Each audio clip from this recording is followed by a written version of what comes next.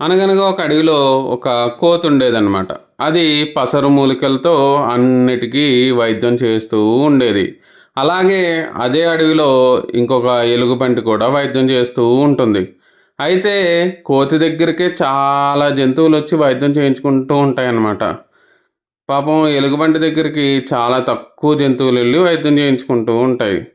ఆ విషయం గమనించిన ఎలుగుబంటి ఒకసారి అడవిలో మూలికల కోసం వెళ్ళినప్పుడు కోతిని చూసి, "కోతి, కోతి, నీ దగ్గరికే ఎందుకు జంతువులన్నీ వైద్యం చేయించుకోవడానికి వస్తున్నాయి? నా దగ్గరికి ఎందుకు రావట్లేదు?" అంటే, "నేనొచ్చి ఒకసారి నీ వైద్యం చూస్తే గానీ ఆ విషయం నేను చెప్పలేను" అంటుంది. సరే అని రమ్మంటుందనమాట.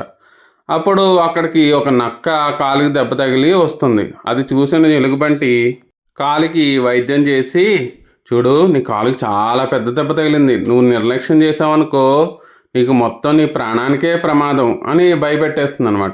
కాసేపున్న తర్వాత ఒక రామచిలుకొస్తే దాని రెక్కకి దెబ్బ తగిలితే దాన్ని కూడా అది నయం చేసి, "చూడు, పథ్యం బాగా చేయి, లేపోతే నీ ప్రాణానికే ప్రమాదం" అని దాన్ని కూడా భయపెడుతుందనమాట. విషయం మొత్తం తెలుసుకున్న కోతి, "చూడు, నువ్వు వాళ్ళకి వైద్యంతో పాటు ధైర్యాన్ని కూడా ఇవ్వాలి. నీ మాటలతో వాళ్ళని భయపెట్టేస్తే ఇంకోసారి వైద్యం చేయించుకోవడానికి ఎవరొస్తారు చెప్పు? అందుకే నా మాటలు బావుంటాయి కాబట్టి నా దగ్గరికి చాలామంది నా మీద నమ్మకంతో వస్తున్నారు. నువ్వు కూడా నాలాగా ప్రయత్నించు. నీకు మంచిగా బోలెడు మందొస్తారు వైద్యం చేయించుకోవడానికి" అని చెప్తుందనమాట.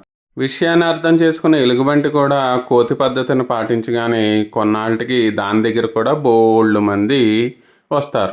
అది చూసి ఎలుగు చాలా సంతోషిస్తుంది.